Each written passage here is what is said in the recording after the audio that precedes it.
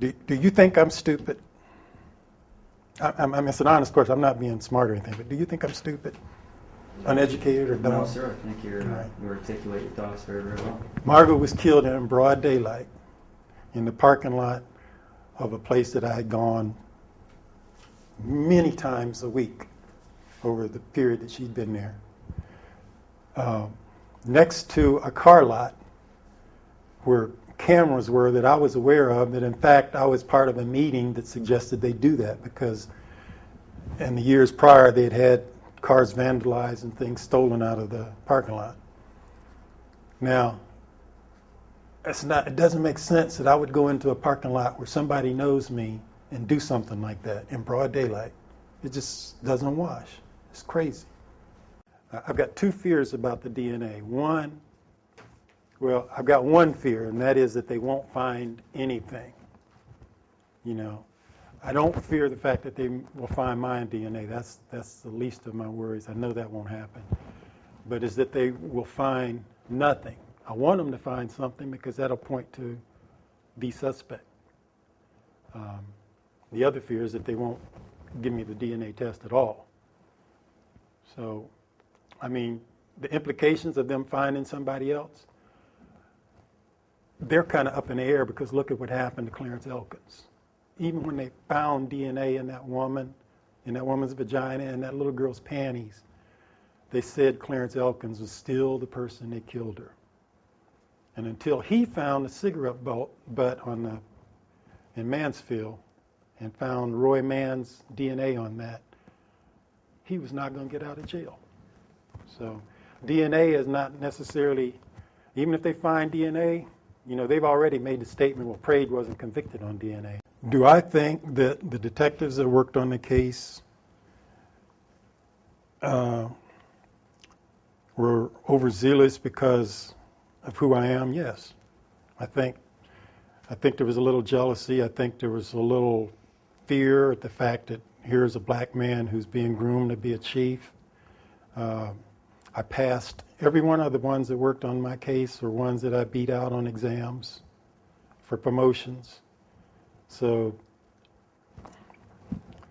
of course, I feel that way. And from what I've heard from different people, I've got good cause to feel that way.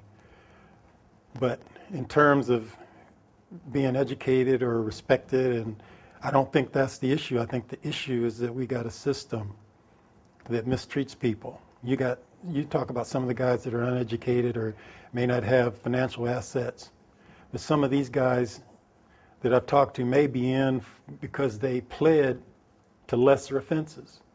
They go in and threaten a guy, well, you know, we got you on this murder, we got all the evidence, and they scare this guy, say, well, if you don't plead to manslaughter, you're going to get the chair. Well, the guy's crazy. He doesn't have money to hire a lawyer, and he may not have the education or the ability or the logic to figure out that there may be some other recourse, so he's going to plead. And now he's caught in a system once you get into, you play hell getting out of. Because they were wrong. Because it wasn't my bite mark. If, in fact, it was a bite mark. This same Dr. Marshall that they used is the doctor that took the initial castings, which I volunteered for as part of everything. I volunteered for all the biologicals.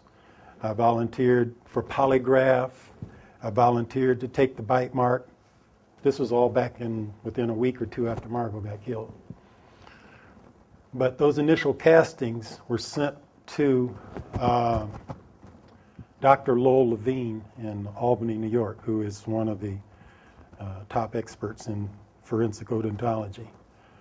He contacted the Summit County Prosecutor's Office and the police and told them that the castings were of too poor quality. So as a result of that, they asked me if I would be willing to take newer castings, which we did. We went to a doctor's office, and I can't remember his name, but it was on South Miller Road in Fairlawn in an office building, and we took new castings. Now, at that session, they had Police Identification Bureau there photographing everything, and these newer castings were sent to Dr. Lowell Levine in May of 98 before the trial, the prosecutors and my attorney went to Albany, New York. My attorney said he sat out in the waiting room while the two prosecutors, Mike Carroll and I can't think of her name. No, the other one that became the judge. You'll find it. You'll see.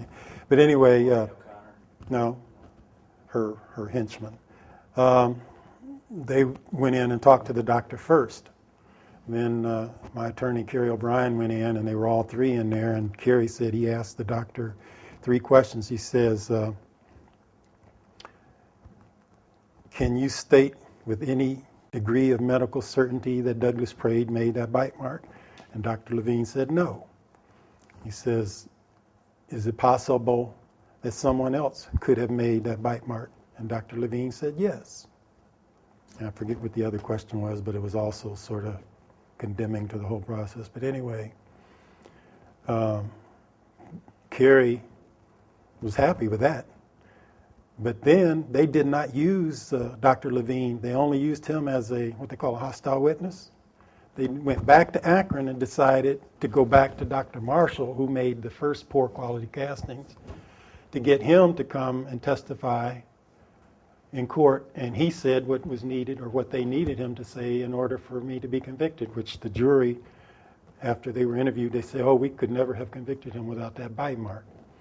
But he got up and was at the opposite end of the bite mark analysis continuum to say that Mr. Prade made the bite mark, when arguably one of the expert odontologists in the world says that he can't say that. And he still says that to this day. Dr. Levine says that Dr. Marshall overstepped his bounds by saying that I made that bite mark.